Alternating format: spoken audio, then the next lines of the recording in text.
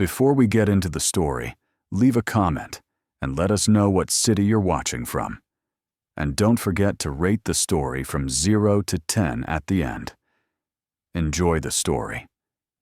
The glass towers of Hartwell Industries pierced the morning sky like steel needles threaded with ambition and money.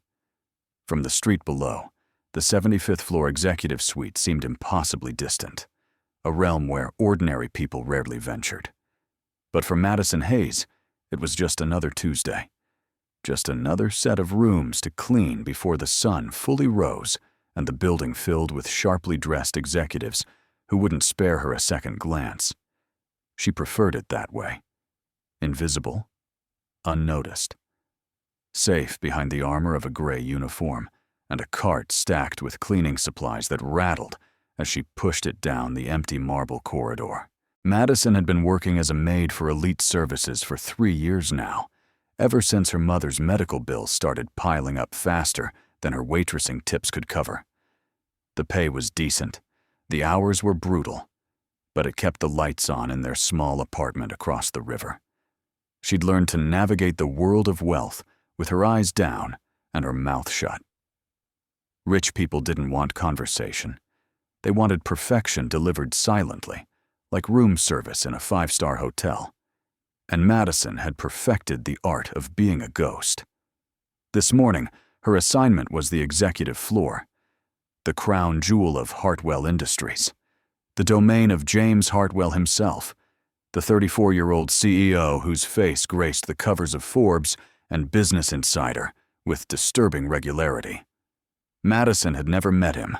She'd only seen his photograph in the employee handbook, all sharp jawline and ice blue eyes that seemed to assess your net worth in a single glance.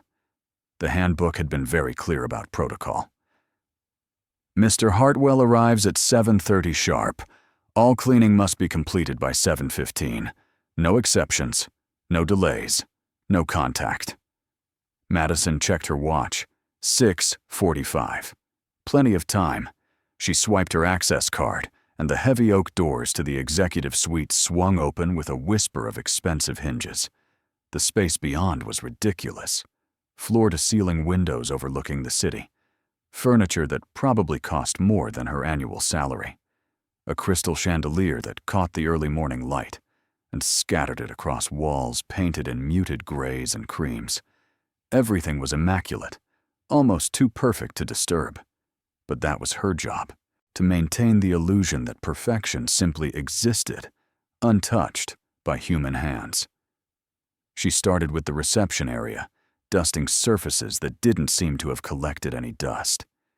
Then she moved to the conference room, polishing a table so glossy she could see her reflection in it. A tired face stared back at her, brown eyes shadowed from too many double shifts. Dark hair pulled into a practical bun, 26 years old, but feeling 40. She looked away and kept working. Efficiency was everything. No time for self-pity when there were 17 more rooms to clean before Mr. Hartwell's polished shoes crossed the threshold. The office itself was a cathedral to corporate success. Mahogany desk, leather chairs, bookshelves lined with first editions and business journals. Madison worked quickly, her movements practiced and precise. Vacuum the carpet. Wipe down the desk.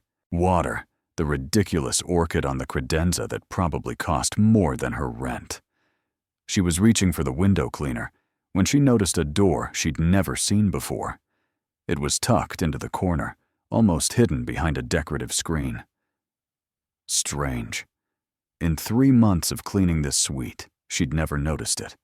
Had it always been there? Curiosity was dangerous. She knew that. But something about the door called to her. Maybe it was the exhaustion making her reckless. Maybe it was the tiny rebellious part of her that resented being invisible. Either way, her hand was on the handle before her brain could stop her. She pushed it open, expecting a closet, a storage room, something mundane. Instead, she found paradise, or at least what Madison imagined paradise might look like if it came with Italian marble and gold fixtures. The bathroom was bigger than her entire apartment, White marble stretched across the floor, veined with gold that caught the recessed lighting. A soaking tub sat beneath a window, positioned perfectly to offer a view of the city skyline. And in the corner, behind a panel of frosted glass, was a shower that belonged in an architectural magazine. Multiple shower heads, a bench carved from a single piece of stone, everything gleaming and pristine, and definitely not part of her cleaning assignment. But she was already here, and the perfection of it nagged at her professional pride. There was a small water stain on the glass, just one, barely visible, but it offended her. Madison set down her caddy and pulled out her squeegee. It would take 30 seconds to fix. Mr. Hartwell would never know she'd been here. She stepped closer to the shower, reaching up to wipe away the spot. That's when she heard it. The sound of running water. Her heart stopped. Number. No, that wasn't possible. She'd checked the schedule.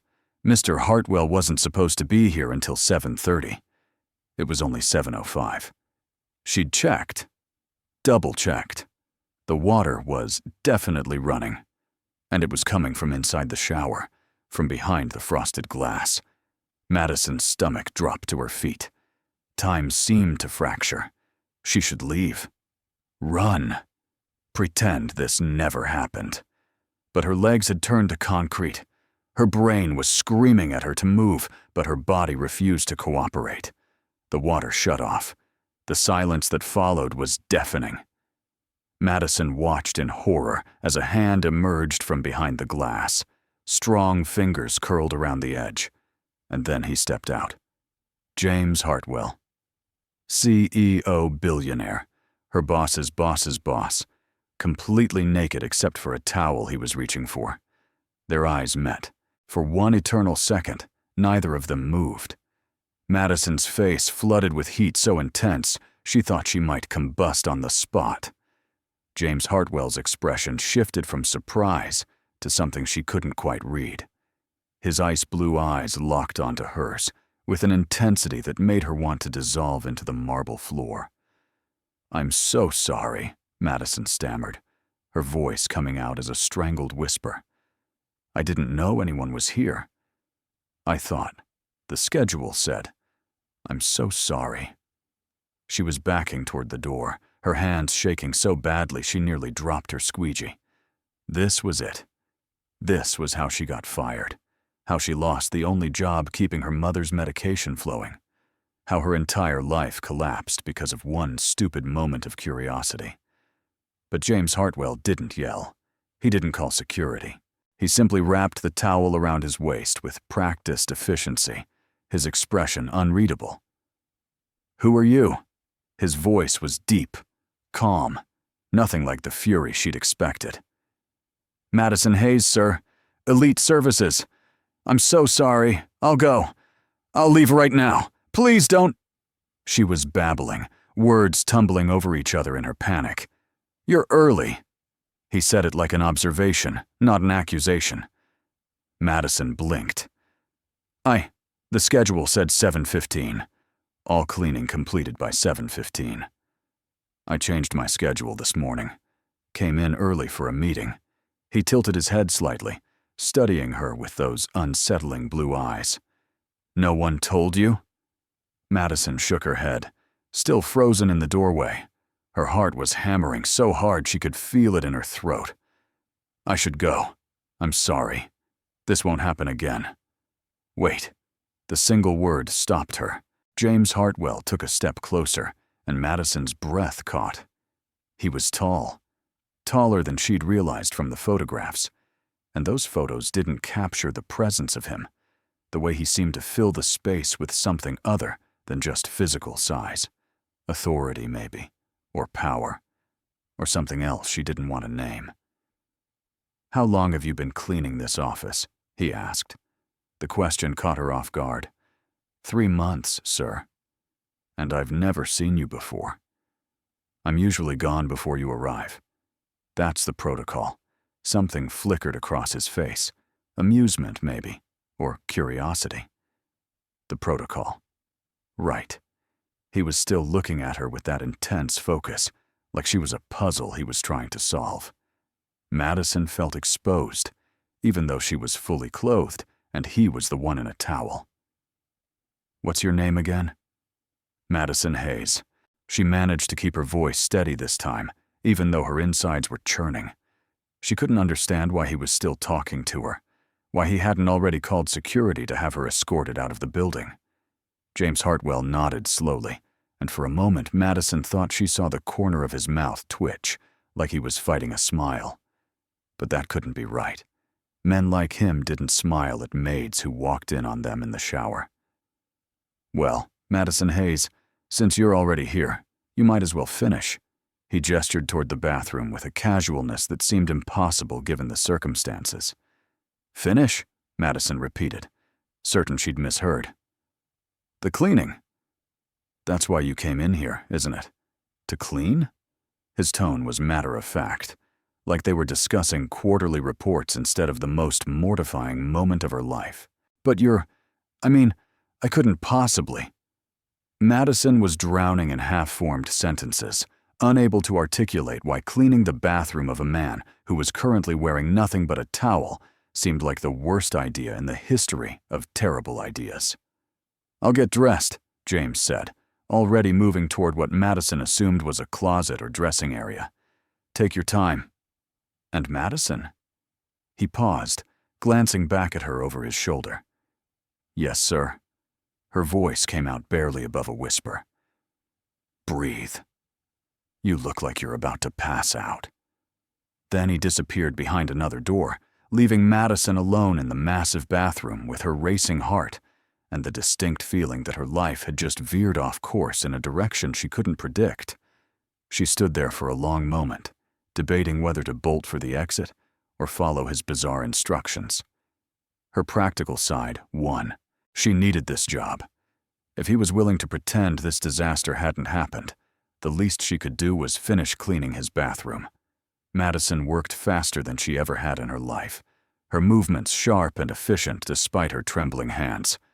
She wiped down the shower glass, polished the fixtures until they gleamed, made sure every surface was spotless.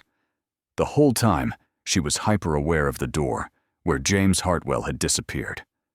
What was he doing in there? Was he calling building security? Her supervisor? The police? By the time he emerged, Madison had finished and was gathering her supplies with shaking hands.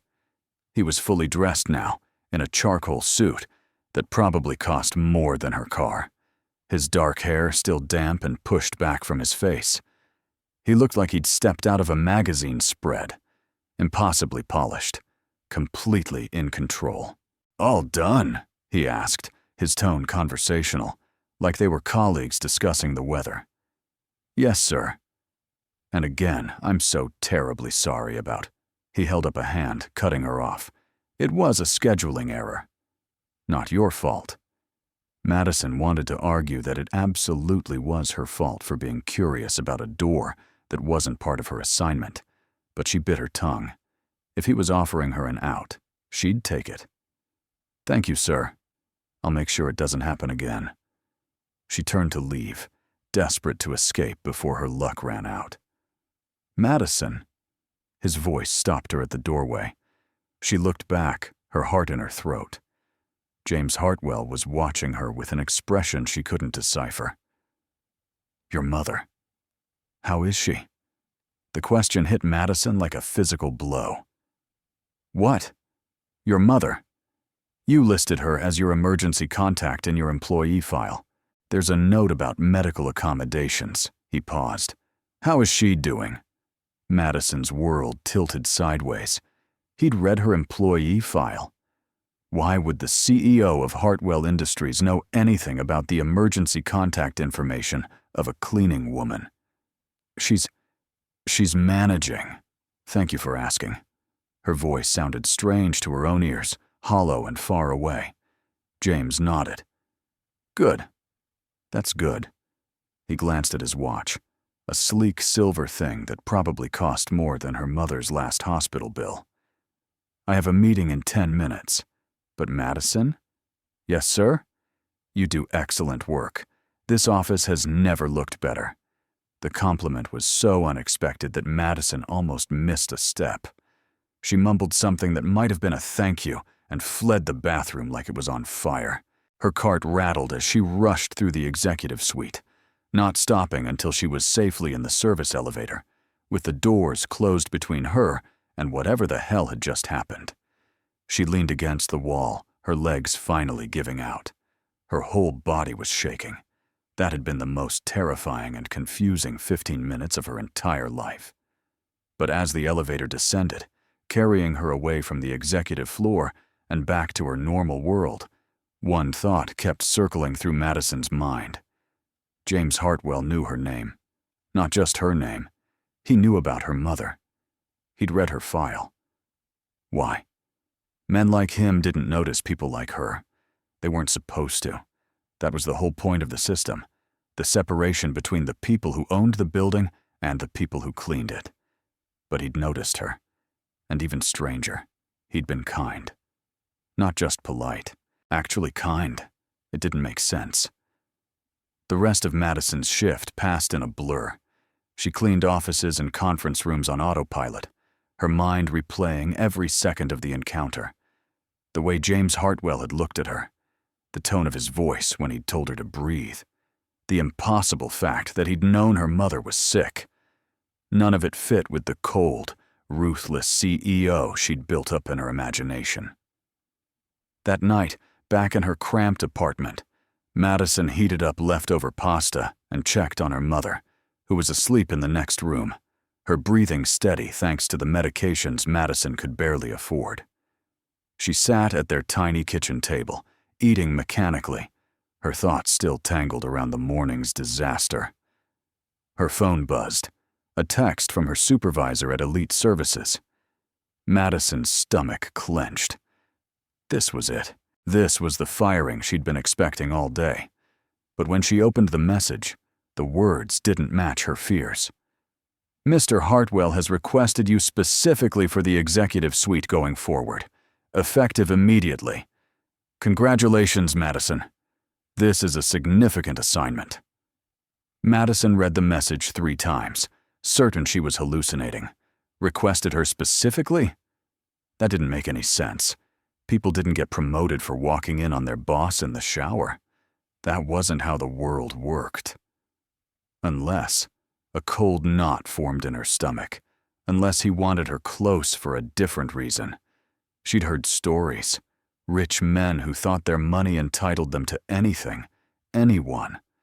Women who'd been fired for refusing advances. Worse things. Things Madison didn't want to think about. Number. She couldn't jump to conclusions. Maybe it really was just about the quality of her work.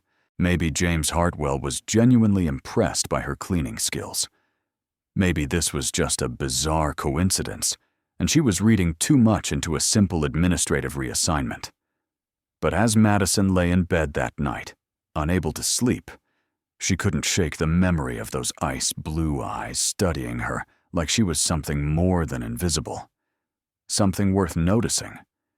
And she didn't know if that excited her or terrified her. Maybe both.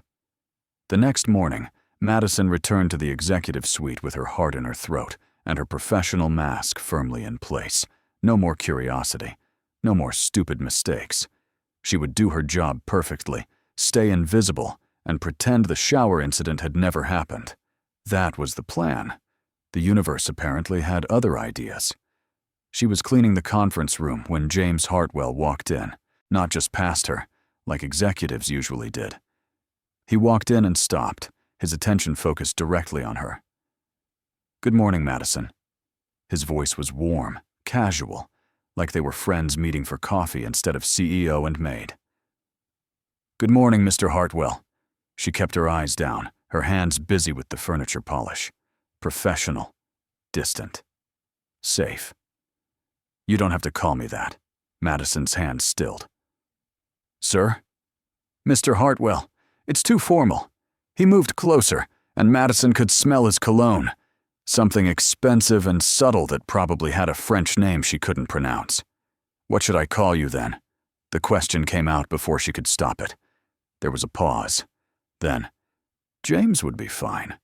Madison looked up, startled. James Hartwell. James was smiling at her, an actual smile that reached his eyes and made him look younger, more human, less like a photograph in a business magazine. I don't think that would be appropriate, sir. Madison forced herself to look away from that smile, to focus on the table in front of her, even though her hands were shaking again. Why not? The question was genuinely curious, not challenging. Because you're the CEO and I'm... She stopped, unsure how to finish that sentence without stating the obvious canyon of difference between them. You're what? James prompted, his voice softer now. I'm nobody. The words slipped out before Madison could censor them. Silence fell between them, heavy and charged. Madison wanted to take it back, to laugh it off as a joke, but the truth of it hung in the air between them like smoke. That's not true. James's voice had changed, taken on an edge she couldn't identify. Of course it is. I'm a maid, Mr. Hartwell. I clean your office. We're not equals. We're not friends. There's no world where you calling you by your first name makes any sense. What if I want there to be? The question was so quiet Madison thought she'd misheard it. She looked up, meeting his gaze despite every instinct screaming at her to keep her eyes down. James was watching her with an intensity that made her breath catch. Why? It was the only word she could manage. Why would you want that? He was quiet for a long moment, and Madison watched emotions flicker across his face too quickly to name. Finally, he said, because most people look at me and see a bank account, or a business opportunity, or a stepping stone to something they want. You looked at me yesterday morning and saw a person. Madison's heart was doing strange things in her chest. I saw a naked person having a very bad morning because a maid barged in on him in the shower. James laughed. Actually laughed, a sound so unexpected and genuine that Madison felt something in her chest crack open. Fair point. But you apologized, sincerely, and you were mortified. Do you know how rare that is? Most people don't accidentally walk in on their bosses naked. I imagine it's a fairly unique situation. I mean genuine human reaction, James said, moving closer. He leaned against the conference table, casual in a way that should have seemed impossible for a man in a $3,000 suit. No calculation. No angle. Just honest embarrassment and a very earnest apology. It was refreshing. Madison didn't know what to say to that. She went back to polishing the table, using the familiar motion to ground herself. I should finish cleaning. You probably have meetings. I do. But they can wait. He was still watching her, and Madison could feel his gaze like a physical weight. Why did you become a maid?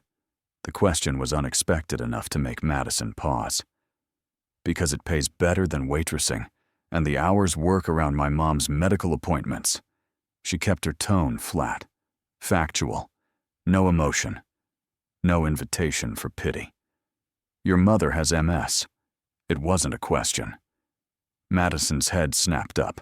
How do you know that? I read your file. James's expression was serious now, all traces of humor gone. After yesterday, I was curious. I wanted to know who you were.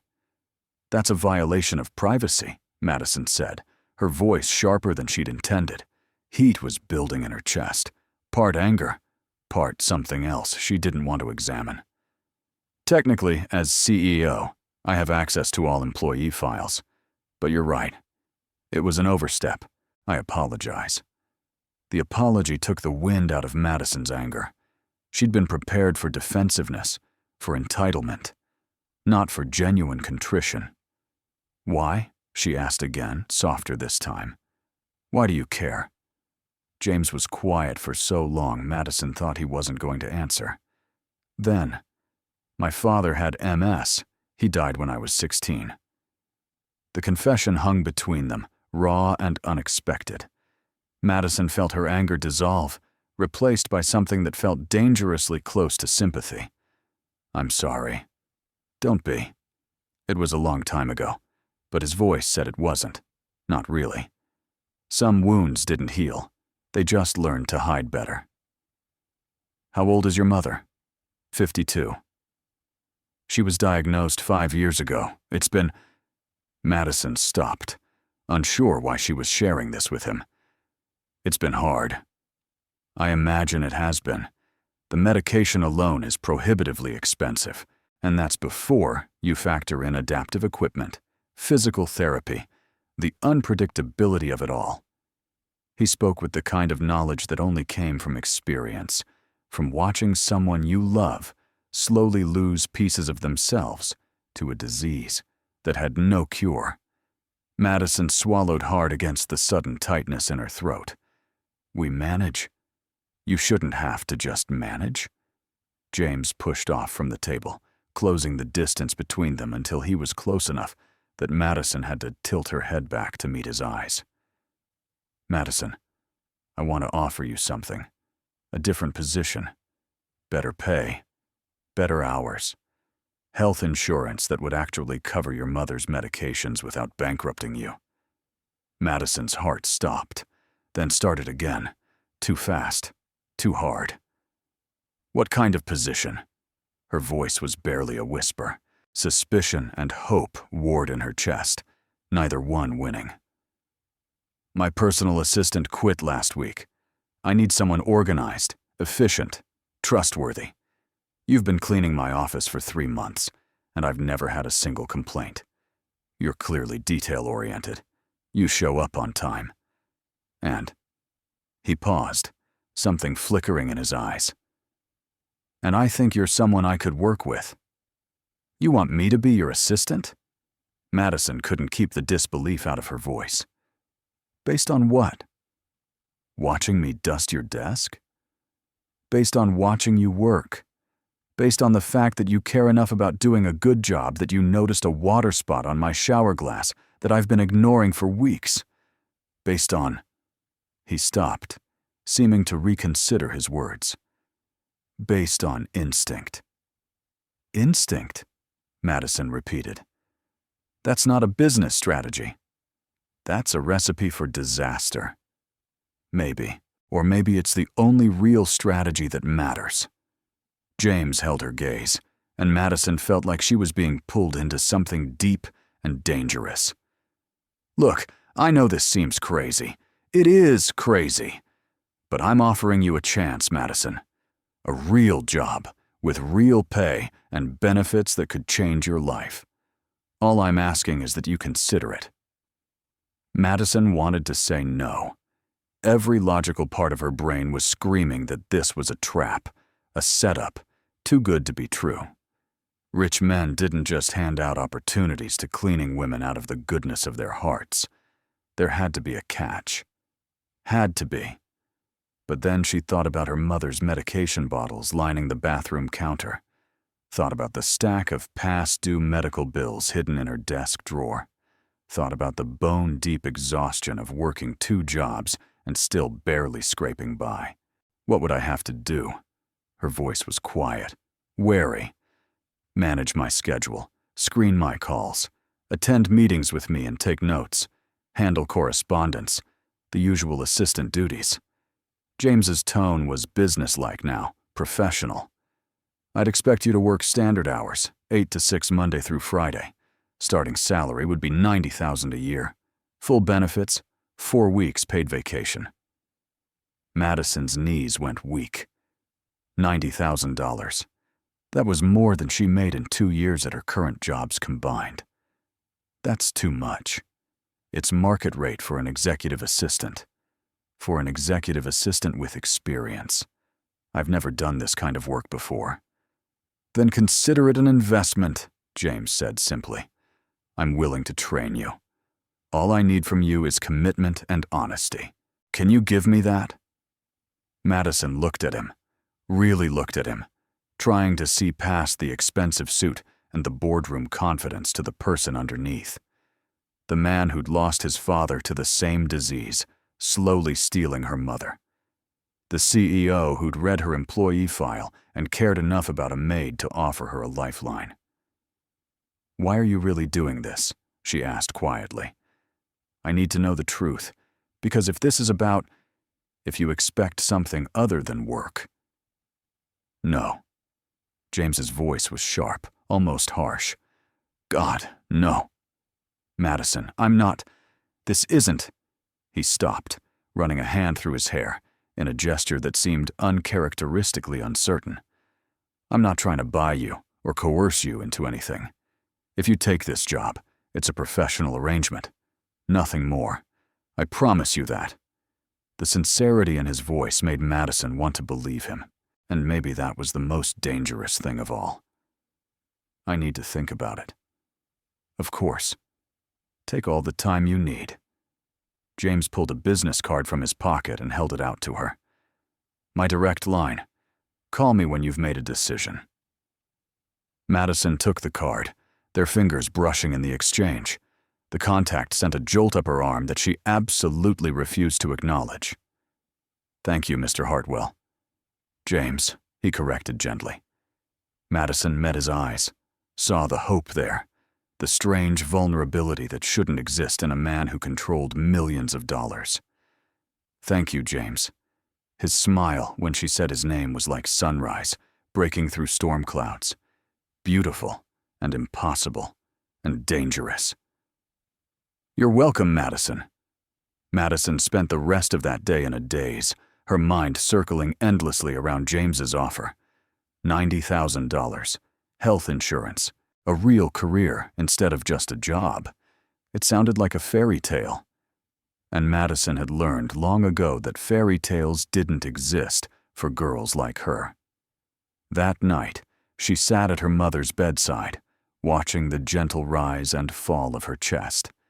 Elizabeth Hayes had been a force of nature once, a high school English teacher who could quote Shakespeare while fixing a leaky faucet. Now, the MS had stolen so much, her mobility, her independence, the light in her eyes that used to burn so bright. "Mom?" Madison whispered, not wanting to wake her if she was sleeping. Elizabeth's eyes opened slowly. They were still sharp, still present, even if her body was betraying her. "Hey, baby girl, you look troubled." "I got offered a new job today." Madison kept her voice light, casual. "Oh? Tell me about it." So Madison did. She explained about walking in on James Hartwell, about the impossible offer, about the salary that could change everything. Her mother listened with that teacher intensity, the kind that always made Madison feel like every word mattered. "What does your gut tell you?" Elizabeth asked when Madison finished.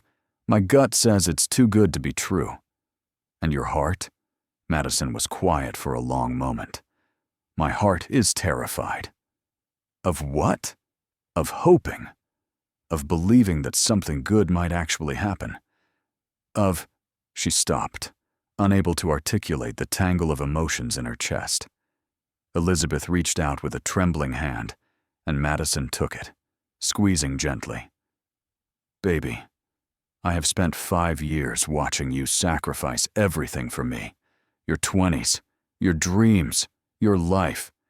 You work yourself to exhaustion and you never complain. Not once. Mom, let me finish. I know you think you're being strong, being practical. And you are. But you're also afraid. Afraid to want things. Afraid to reach for them because you might fail or get hurt or be disappointed. I understand that. God knows I understand that. But Madison, sometimes the biggest risk is not taking one at all." Tears burned behind Madison's eyes. What if he's lying? What if this is all some elaborate setup and I end up losing everything? Then you'll figure it out and move forward like you always do. But what if he's not lying? What if this is real? Elizabeth's grip tightened with surprising strength. What if this is the door opening that you've been waiting for? Are you going to walk through it? Or are you going to let fear keep you standing in the hallway? Madison wiped at her eyes, laughing a little. When did you get so wise? I've always been this wise. You just haven't always been ready to listen. Elizabeth smiled, that old spark flickering in her eyes. Take the job, Madison. If it doesn't work out, you'll find another one. But if you don't try, you'll spend the rest of your life wondering what if. The next morning, Madison stood outside Hartwell Industries with James's business card clutched in her hand. She'd barely slept, her mind running through every possible scenario, every potential disaster. But her mother's words kept echoing in her head. What if this is real? What if this is the door opening? She pulled out her phone and dialed before she could talk herself out of it. James answered on the second ring. Madison. Just her name, but she could hear the hope in his voice. I'll take the job. She said it quickly, before fear could steal the words. On one condition. Name it. If at any point you want something from me that isn't professional, if this becomes complicated in ways I can't handle, I walk away. No questions. No guilt. Clean break. There was a pause on the other end of the line. Then James said, I wouldn't have it any other way. When can you start? I need to give 2 weeks' notice at Elite Services. I'll handle that. They contract for Hartwell Industries. I'll make sure they're compensated, and that your employment record stays spotless. Can you start Monday? Madison's heart was hammering. Monday? Yes. Good. Come to my office at 8. We'll do paperwork and I'll show you around. He paused. Madison? Thank you. For trusting me. Don't make me regret it. I'll do my best. There was warmth in his voice, something that made Madison's stomach flutter in a way she absolutely couldn't acknowledge. Not if she was going to survive this. She hung up and stared at the gleaming tower in front of her. Monday. In 3 days, her entire life was going to change. God help her. The weekend passed in a blur of nervous energy and practical preparation. Madison bought 2 new outfits that looked professional without bankrupting her. She researched executive assistant duties, made notes, tried to prepare herself for a world she'd only ever observed from the outside. And she tried very hard not to think about James Hartwell as anything other than her future boss. That last part was proving difficult. Monday morning arrived with the subtlety of a freight train. Madison stood in front of her bathroom mirror at 6 a.m., staring at her reflection. She'd pulled her hair back into a neat bun. Her new navy dress was simple but well cut. She looked professional, competent, like someone who belonged in an executive suite. The lie didn't quite reach her eyes. You can do this, she told her reflection. Her reflection didn't look convinced. The elevator ride to the 75th floor felt endless. Madison's palms were sweating. Her heart was doing gymnastics in her chest. What if she'd made a terrible mistake? What if she couldn't do this job? What if James realized he'd hired someone completely unqualified and fired her within a week? The elevator doors opened. Madison stepped out into the executive suite and nearly turned around to get back in. This space, which she'd cleaned dozens of times, looked completely different from this side of things. Less like a place to maintain, and more like a place to inhabit. She felt like an imposter. Madison! James's voice cut through her spiral of panic. He was walking toward her with a smile that looked genuinely pleased to see her. Today he wore a navy suit that made his eyes look even bluer. Right on time. Come on, I'll show you your office. I have an office? Of course you have an office. You're my assistant, not a decorative plant. He guided her down the hallway with a hand that hovered near, but didn't quite touch her lower back. Here we are. The room he showed her was small but beautiful. Glass walls overlooking the city, a desk with a new computer, bookshelves and file cabinets, and everything she could possibly need. It was 3 times the size of her bedroom at home. This is mine. Madison's voice came out smaller than she intended. All yours. Take a few minutes to settle in. I've got some paperwork for you to sign, contracts and NDAS, and the usual corporate bureaucracy. Then we'll start with the easy stuff. Sound good? Madison nodded, not trusting her voice. James smiled at her, that warm expression that made him look less like a CEO and more like a person. Madison? Breathe. You're going to be great at this. Then he was gone, leaving her alone in her new office with her racing heart and the overwhelming sense that she'd just jumped off a cliff without checking if there was water below. The first week was baptism by fire.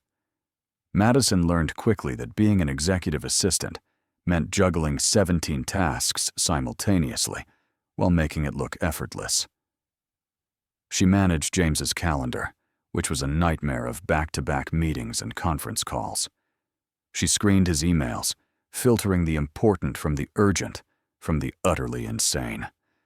She sat in on meetings and took notes in shorthand she'd taught herself from YouTube videos the previous weekend. And through it all, James was patient. When she accidentally scheduled 2 meetings at the same time, he calmly rearranged them without comment. When she got flustered during a conference call, he stepped in smoothly to give her time to recover. He was demanding, but never cruel. Exacting, but fair.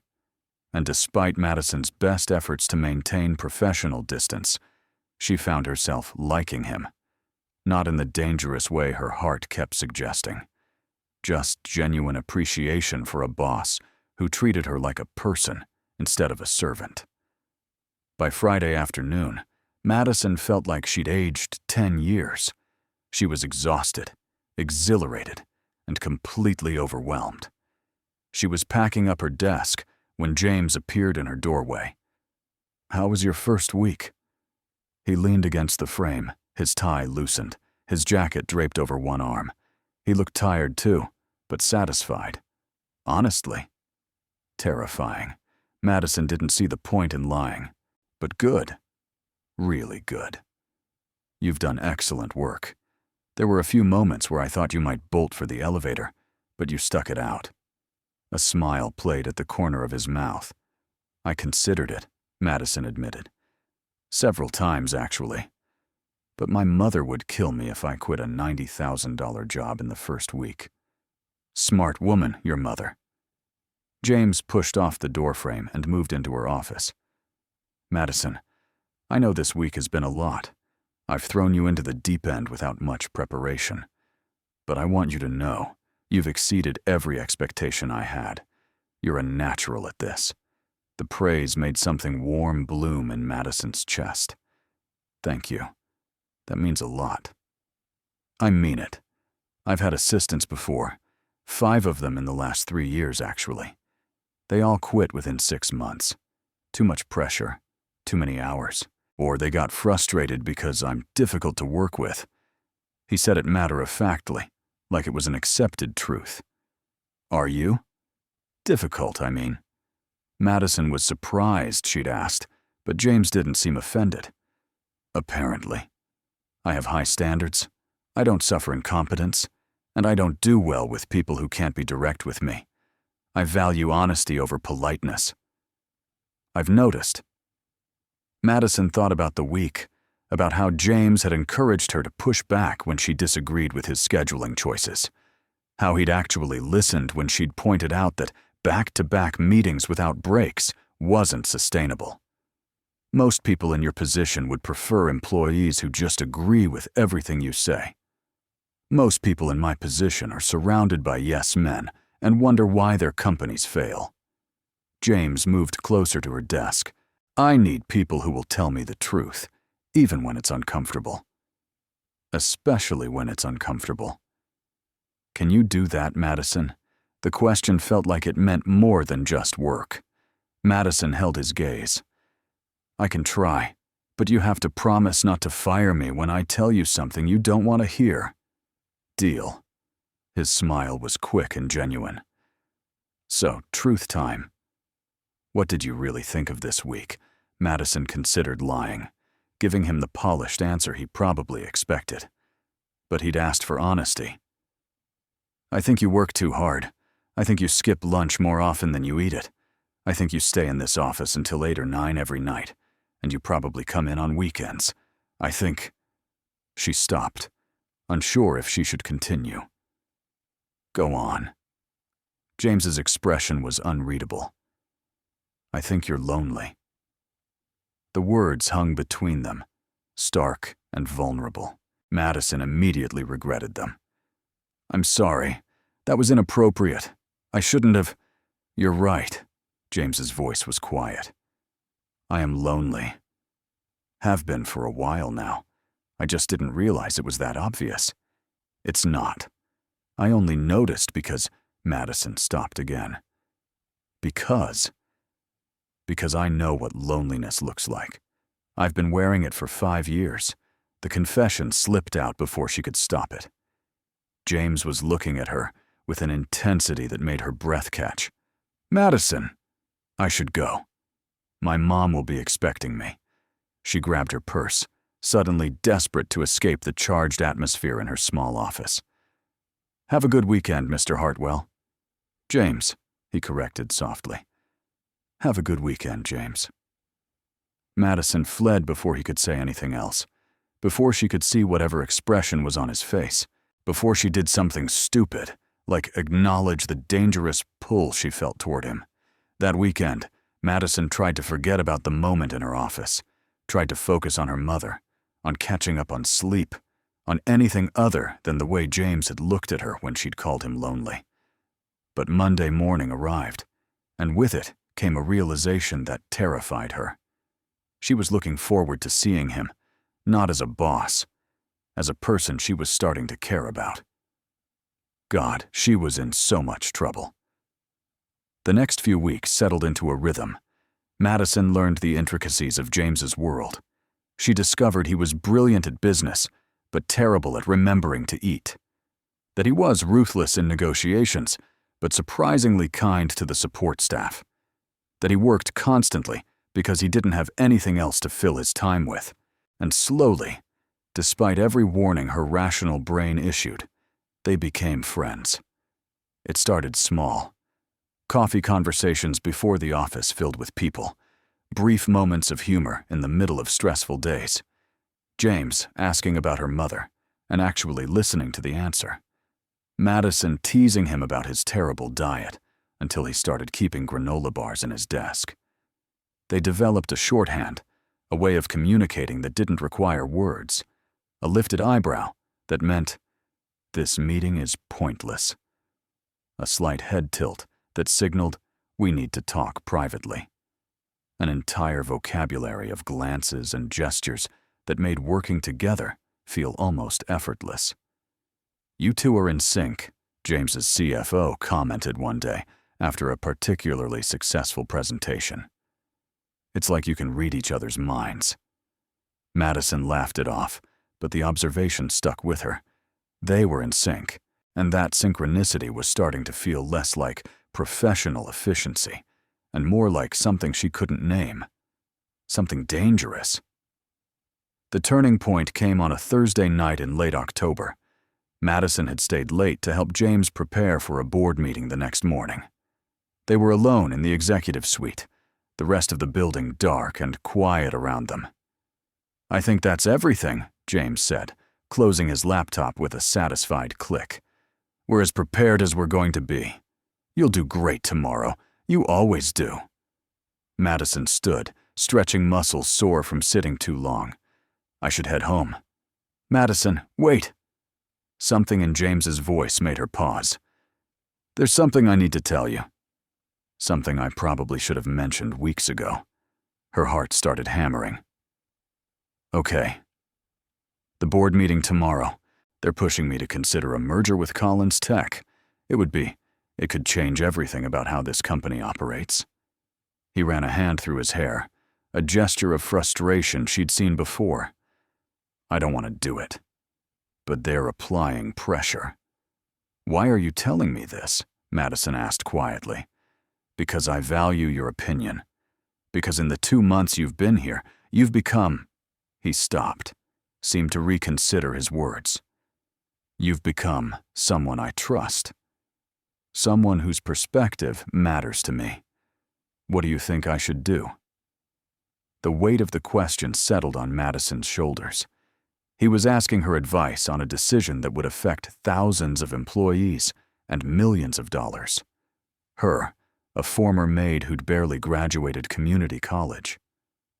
I think, she said slowly, that you should do what feels right to you. Not what the board wants. Not what's most profitable. What aligns with your vision for this company? James looked at her for a long moment, his ice blue eyes intense in the low light. You make it sound simple, isn't it? You've told me before that you built this company on certain principles: innovation over profit, long-term vision over short-term gains, treating employees like people instead of assets. Does this merger support those principles or undermine them? It undermines them, James admitted. Collins Tech has a reputation for cutting costs at any expense. They don't care about the people, just the bottom line. Then you have your answer. Madison kept her voice gentle but firm. The board will fight me on this. Probably. But you're the CEO. Ultimately, it's your decision. She smiled at him. And for what it's worth, I believe you'll make the right one. Something shifted in James's expression. He stood, closing the distance between them until he was close enough that Madison had to tilt her head back to maintain eye contact. How do you do that? His voice was low, almost wondering. Do what? Her mouth had gone dry. Make everything seem possible. Make me feel like I'm not alone in this. His hand lifted, almost touching her cheek before he seemed to catch himself. His hand dropped. I should let you go home. Madison knew she should agree. Should grab her things and leave before something happened that they couldn't take back. But her feet wouldn't move. James, I know, he interrupted softly. I know we shouldn't. I know all the reasons this is a terrible idea. You work for me. There's a power imbalance. It would be complicated and messy and probably a disaster. Then why are we standing here? Madison whispered. Because I can't stop thinking about you. The confession hit her like a wave. I wake up, and you're the first thing on my mind. I sit in meetings and find myself wondering what you're doing. You've become, God, Madison, you've become essential to me, and not just as an assistant, as a person, and I don't know what to do about that. Madison's heart was racing so fast, she thought it might burst. Every logical part of her brain was screaming at her to walk away, to protect herself, her job, her heart. But another part, a part she'd been trying to ignore for weeks, was screaming something else entirely. I think about you too, Madison heard herself say. I try not to. I tell myself it's inappropriate and dangerous, and all the things you just said. But when I'm with you, when we're working together, or just talking, I feel... She stopped, struggling to find the right words. I feel like I matter, like I'm more than just someone scraping by. You make me feel visible. James's hand did touch her cheek this time, his palm warm against her skin. Madison, you've never been invisible. Not to me. From the moment you walked into my shower, soaking wet and mortified, you've been all I can see. The reminder of that first meeting made Madison laugh, despite the tension humming between them. That's a terrible meet-cute story. How did you two get together? Well, she barged in on me naked, and I offered her a job. It's unconventional, James agreed, his thumb brushing her cheekbone in a gesture that sent shivers down her spine. But then again, so are we. We can't do this. Even as Madison said it, she was leaning into his touch. I know. But James was leaning closer too, his gaze dropping to her lips. This is a really bad idea. Terrible idea. His voice had gone rough, low. We should stop. We absolutely should. But neither of them moved. The space between them had shrunk to nothing. Madison could count his eyelashes, could see the flecks of silver in his blue eyes, could feel the warmth of his breath against her lips. Madison, James whispered, her name a question and a plea. She should say no, should step back, should be the rational one. Instead, she closed the final distance and kissed him. The world tilted sideways. James's arms came around her, pulling her close as the kiss deepened. It wasn't gentle or tentative. It was months of tension finally finding release. It was every conversation, every shared glance, every moment of connection they'd been pretending didn't mean anything. Madison's hands fisted in his shirt, holding on like he was the only solid thing in a spinning world. James's hand tangled in her hair, destroying her careful bun, and she didn't care. She didn't care about anything except the feeling of his lips on hers, the strength of his arms around her, the way he was kissing her like she was oxygen, and he'd been drowning. When they finally broke apart, both breathing hard, Madison's first coherent thought was, "Oh, I'm so screwed." James rested his forehead against hers, his hand still cradling her face. "That was a mistake," Madison finished, even though every cell in her body was arguing otherwise. "I was going to say inevitable." James's smile was crooked, vulnerable in a way she'd never seen. "But we can go with mistake if that makes you feel better." "It doesn't make me feel better. Nothing about this makes me feel better." Madison pulled back, putting necessary distance between them. "James, we can't. You're my boss. This is exactly the kind of complication I was afraid of." "So what do we do?"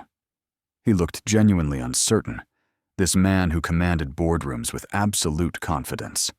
"I don't know." Madison's hand went to her lips, still tingling from his kiss.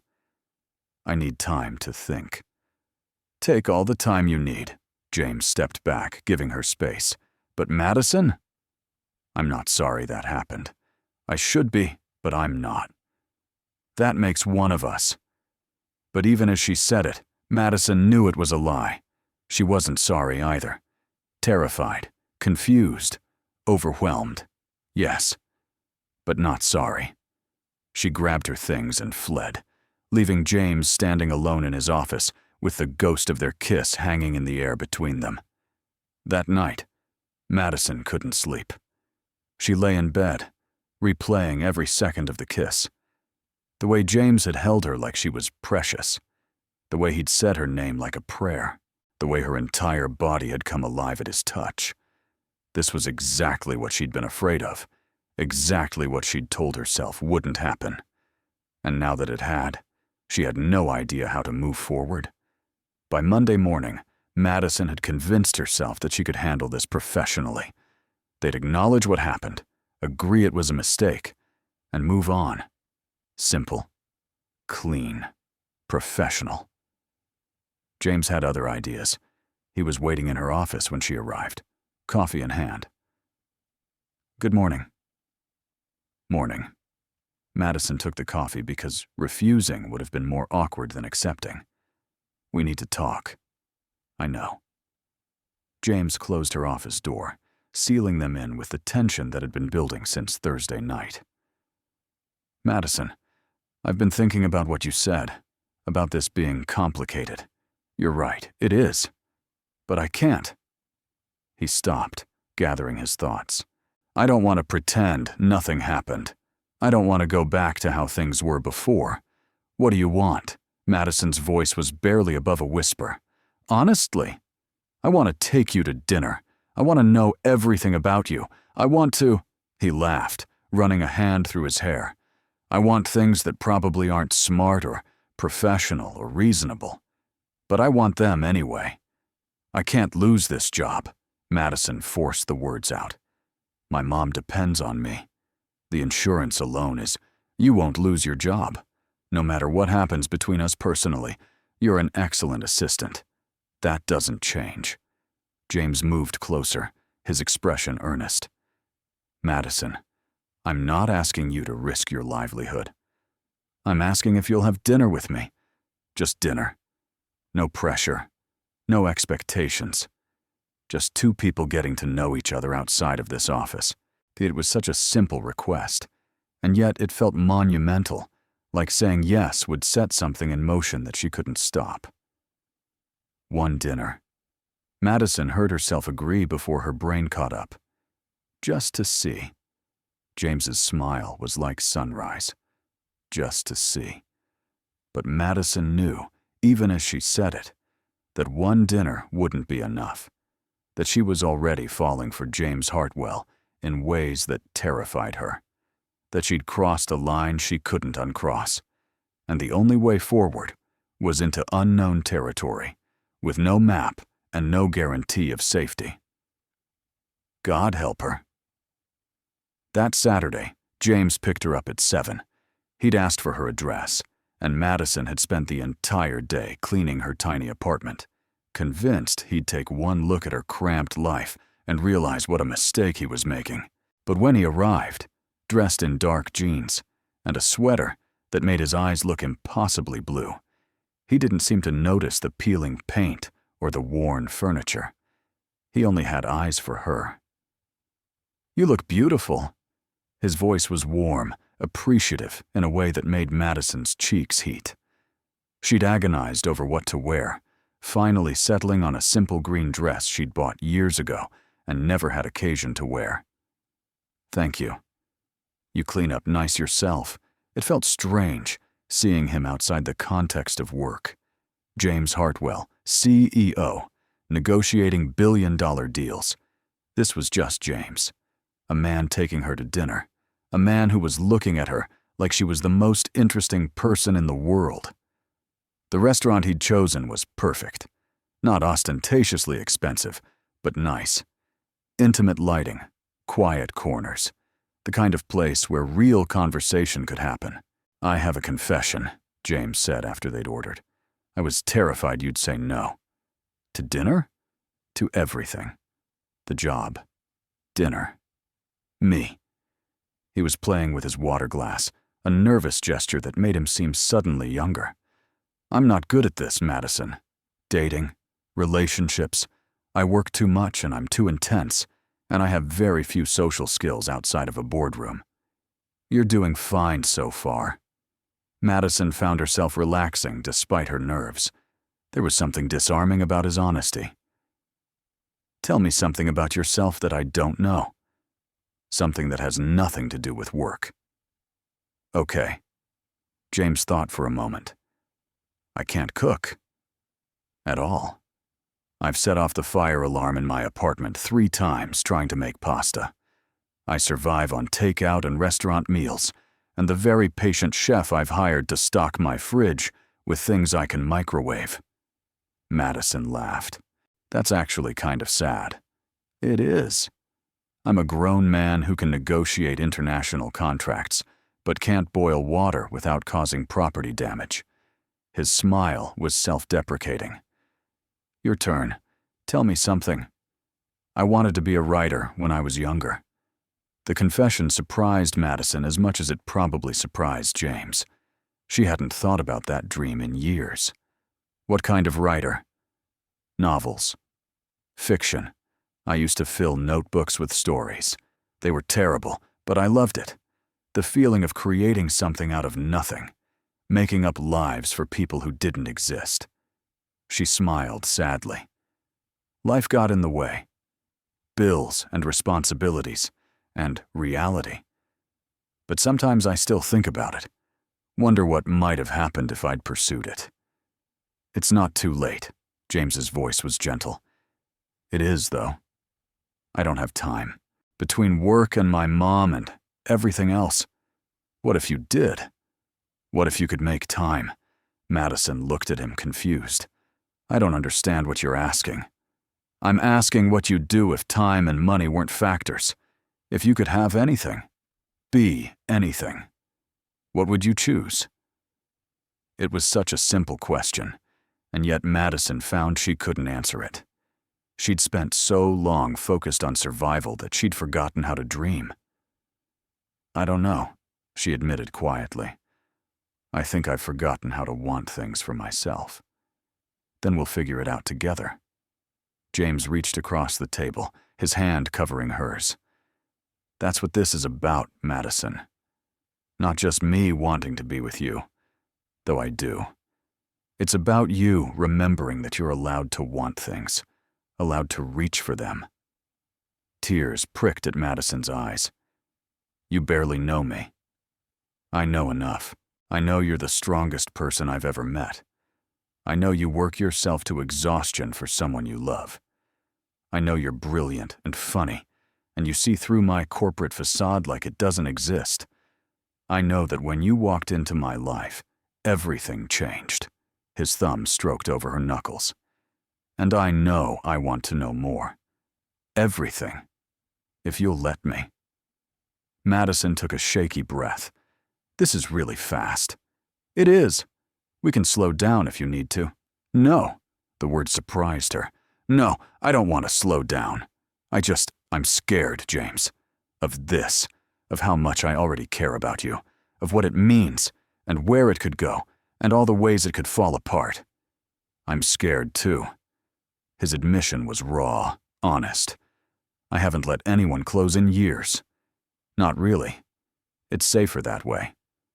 Lonelier, but safer. And then you stumbled into my shower and looked at me like I was just a person, not a bank account or a business opportunity. And everything I'd built to protect myself started crumbling. Is that a good thing or a bad thing? Madison asked with a watery laugh.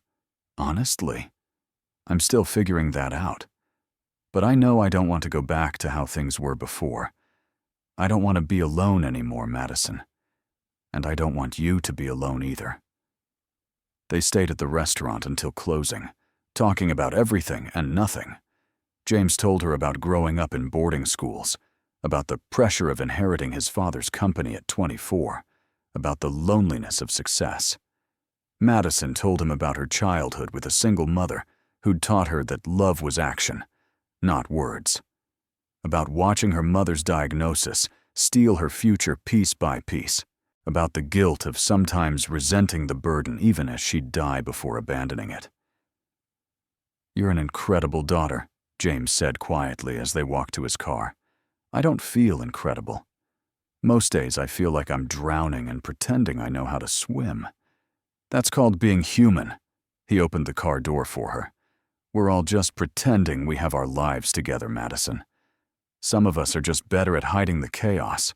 The drive back to her apartment felt too short. Madison found herself wishing it could last longer. This suspended moment where everything was possible and nothing was decided. James walked her to her door, his hand warm at the small of her back. I had a really good time tonight, Madison said, suddenly shy. Me too. Can we do it again? I'd like that. She smiled up at him. I'd like that a lot. James leaned down, his intentions clear, giving her time to pull away if she wanted. Madison didn't want. She rose on her toes and met him halfway, their lips meeting in a kiss that was softer than their first. Sweeter. Less desperate and more certain. When they broke apart, James rested his forehead against hers. I should go before I do something stupid, like ask to come inside.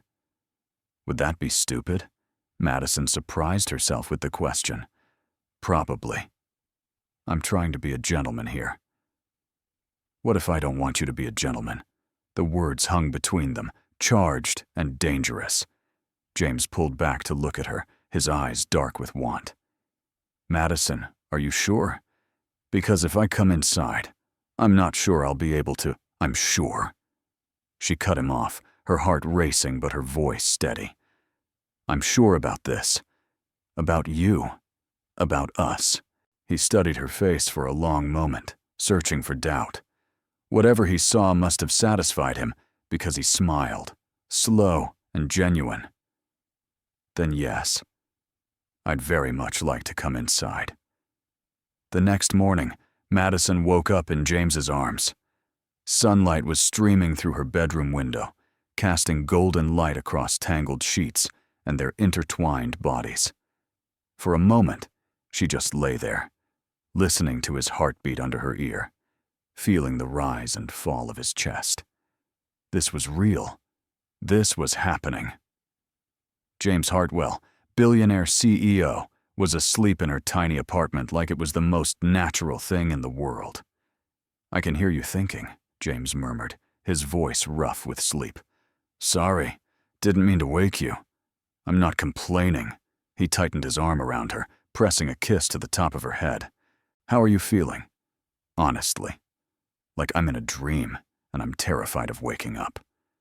Madison tilted her head to look at him. "This doesn't feel real." "It's real." James's hand traced lazy patterns on her shoulder. "And for the record, I have no regrets about last night." "Do you?" "No regrets," Madison smiled. "Just mild terror about going to work on Monday and pretending to be professional after—" She gestured vaguely at their state of undress. James laughed, the sound warm and unguarded. "We'll figure it out.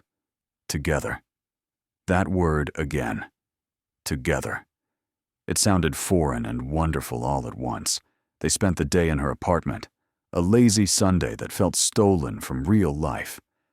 James helped her make breakfast, burning the eggs but making her laugh until she cried. They watched old movies curled up on her worn couch. They talked about everything and nothing, building bridges between their vastly different worlds. And through it all, Madison kept waiting for the other shoe to drop, for James to realize what a mistake he'd made, for reality to intrude and shatter the bubble they'd created. But the shoe didn't drop. Not that day, and not the ones that followed. At work, they maintained professional boundaries that felt increasingly artificial. James was Mr. Hartwell in meetings and emails. Madison was his efficient assistant, who just happened to know exactly how he liked his coffee and could read his moods with uncanny accuracy. But after hours, they were just James and Madison. Two people falling in love against all odds and common sense. They kept their relationship quiet at first. Not secret exactly, but private. James took her to restaurants outside the city where they wouldn't run into colleagues. Madison didn't mention him to her coworkers, though she suspected some of them were starting to guess. "You're glowing," her mother said one evening. "Something's different about you." Madison felt her cheeks heat. "I don't know what you mean." "You're a terrible liar, baby girl. Always have been." Elizabeth smiled knowingly. "Who is he?" "What makes you think there's a he?" "Because you look the way I looked when I met your father." Terrified and exhilarated all at once, Madison sat down, suddenly needing to share this with someone. "It's James. James Hartwell. My boss." Elizabeth's eyebrows rose. "The man who offered you the job?" "Yes. I know it's complicated and probably a disaster waiting to happen, but Mom, She stopped, struggling to find the words. "I think I'm falling in love with him." "Does he feel the same way?" "He says he does. And I believe him. But it's all happening so fast, and there's so much that could go wrong." "Madison, stop." Elizabeth reached out, taking her daughter's hand. "Life is too short to spend it worrying about what might go wrong. Is he good to you?" "He's wonderful to me." "Does he make you happy?" "Happier than I've been in years." "Then that's all that matters." Elizabeth squeezed her hand. "You've spent 5 years taking care of me, putting your life on hold. It's time you let yourself be happy. Let yourself be loved." Tears spilled down Madison's cheeks. "I'm scared." "Of course you are. Love is terrifying, but it's also the most worthwhile thing you'll ever do." Her mother's smile was gentle. "Take the leap, baby. I promise you can fly." 2 months into their relationship, James asked Madison to move in with him. They were at his penthouse apartment, a sprawling space with views that stretched to the horizon, and Madison had just made a joke about his ridiculous walk-in closet being bigger than her entire apartment. "So, move in," James said casually, like he was suggesting they order takeout. Madison nearly choked on her wine. "What? Move in with me. You practically live here on weekends anyway, and your apartment is—" He stopped, seeming to reconsider his words. "My apartment is tiny and falling apart. You can say it." Madison set down her glass. "James, I can't just move in with you." "Why not?" "Because that's a huge step. Because we've only been together for 2 months. Because—" She gestured around the penthouse. "Because this isn't my world. I don't belong here." James's expression shifted, something hurt flickering across his face. "You think you don't belong with me?" "That's not what I meant. Isn't it?" "Madison, I thought we were past this. The class difference, the money, all of it. I thought we'd moved beyond seeing those things as barriers. It's not that simple." Madison stood, needing to move, to think. "James, look at this place. Look at your life. You have a chef and a housekeeper, and probably people I don't even know about managing every aspect of your existence. I come from a world where I was the housekeeper, where I cleaned toilets and scrubbed floors and was invisible. You can't just erase that. I'm not trying to erase it. I'm trying to build something new. With you." He followed her to the window, his reflection joining hers in the glass. "Madison, I don't care about where you came from. I care about where we're going. Together." There was that word again. Together. It had started to sound like a promise, like a future Madison hadn't dared to imagine. "What about my mom?" she asked quietly. "She comes too. There's plenty of space. We can set up a room for her, make sure it's accessible, hire private nurses if she needs them." James's hand found her waist, turning her to face him. "I'm not asking you to abandon your mother, Madison. I'm asking you to let me help take care of both of you." "Why?" The question came out barely above a whisper. "Why are you doing all this?" "Because I love you."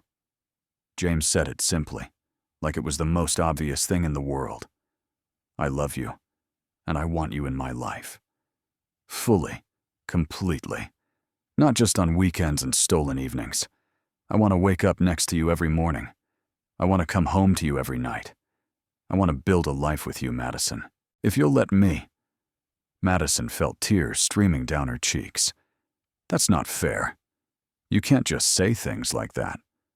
"Why not?" "It's true. Because now I can't say no." She laughed through her tears. "Because I love you too, you impossible man. And I want all those things. I'm just terrified." "Of what?" "Of losing this. Of waking up one day and realizing it was all too good to be true." She pressed her palms against his chest, feeling his heartbeat steady and strong. "Of not being enough for you. Madison, look at me." James cupped her face in his hands, his thumbs wiping away her tears. "You are everything. You are more than enough. You are more than I ever hoped to find. And I'm not going anywhere. Neither is this. Neither are we. Okay?" "Okay," Madison whispered. "Okay, I'll move in. We'll move in, Mom and me. But I'm paying rent." James smiled. "I own the building. Who exactly would you pay?" "Then I'll contribute in other ways. Groceries, utilities, something. I need to feel like I'm not just—" She struggled for the word. "Like I'm not a kept woman. You're my partner. My equal. In every way that matters." He kissed her forehead, her cheeks, her lips. "But if it makes you feel better, we can split the grocery bill. Though I should warn you, I eat a lot when I'm working on projects. I've noticed. You go through granola bars like they're going extinct." Madison found herself smiling despite the enormity of what they'd just decided. "This is really happening. If you want it to be, I do. I really do." She pulled him down for a kiss that quickly deepened into something more urgent. They made it to his bedroom, falling into sheets that cost more than her monthly rent used to be. and Madison stopped caring about money or class or any of the barriers that supposedly divided them. All that mattered was this: him, them, together. The move happened gradually over the following weeks, Madison and her mother's belongings slowly migrating from their cramped apartment to James's penthouse. Elizabeth had been hesitant at first, worried about imposing, but James had won her over with his genuine kindness and the specialized medical equipment he'd installed in her new room. "You didn't have to do all this," Elizabeth said, looking around at the hospital-grade bed, the accessible bathroom, the view that rivaled her daughter's wildest dreams. "Yes, I did," James replied simply. "Madison loves you. That means you're family now, and I take care of my family." Or it was that moment, watching James help her mother settle into her new room, that Madison realized she was going to marry this man. The thought should have terrified her. Instead, it felt inevitable, like everything had been leading to this. The shower incident, the job offer, the first kiss. Every step had been bringing them here, to this future they were building together. Work became easier once they stopped hiding their relationship. Oh, they maintained professional boundaries during office hours, but there was a freedom in not pretending anymore, in being able to acknowledge that they were together, building something real outside these walls. Not everyone was happy about it. There were whispers, of course, speculation that Madison had slept her way into her position, snide comments about gold diggers and poor little rich boys who couldn't see they were being used. James handled it with cold efficiency, making it clear that anyone who questioned Madison's competence or integrity would be updating their resume. Madison tried to ignore it, but the comment stung more than she wanted to admit. "They think I'm using you," she said one evening, curled up on their couch. "They think I saw a rich man and pounced." "They're jealous," James replied, his hand stroking through her hair. "And frankly, I don't care what they think. I know the truth. You know the truth. That's all that matters. But what if they're right? What if I did?" "Stop." James pulled her around to face him. "Madison, you walked away from me. Multiple times. You tried to keep distance between us. You fought this every step of the way. If you were a gold digger, you're the worst one in history." Despite herself, Madison laughed. "That's true. A better gold digger would have been way less difficult." "Exactly. So stop letting other people's opinions get into your head. We know what we have. We know it's real." He kissed her softly. "That's all that matters." As autumn turned to winter, Madison found herself settling into a life she'd never imagined. She still worked as James's assistant, though they'd hired a second assistant to handle the overflow and prevent accusations of favoritism. She spent evenings with her mother, the two of them often joined by James, who'd become surprisingly good at card games and terrible movie marathons. And at night, she fell asleep in James's arms, in a bed that felt like safety, in a life that felt like home. "I have something for you," James said one Saturday morning in December. They were in the kitchen, Madison attempting to teach him how to make pancakes without setting off smoke alarms. "Oh? Is it a fire extinguisher? Because I think we're going to need one." She eyed the smoking pan dubiously. "Better than that." He pulled a small box from his pocket and Madison's heart stopped. It was the right size, the right shape, the kind of box that changed everything. "James, before you panic, it's not what you think. Not yet, anyway." He opened it to reveal not a ring, but a key. "What is it?" "A key to a building downtown. It's empty right now, but it has good bones. High ceilings, lots of natural light, space for whatever you want." He watched her face carefully. "I thought it could be a bookstore, or a writing studio, or both. Whatever you want, Madison. Your dream. I'm just providing the space." Madison's hands shook as she took the key. "I don't understand." You said you wanted to write, that you'd forgotten how to dream. Consider this a reminder, an invitation to remember. He tucked a strand of hair behind her ear. You've given me so much, Madison. You've given me hope and joy, and a reason to want more than just work.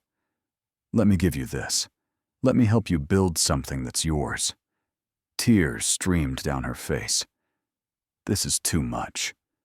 It's not nearly enough. James pulled her into his arms, the pancakes forgotten and probably burning. Say yes. Say you'll take it.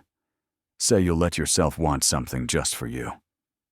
Madison buried her face in his chest, overwhelmed and grateful, and so full of love she thought she might burst.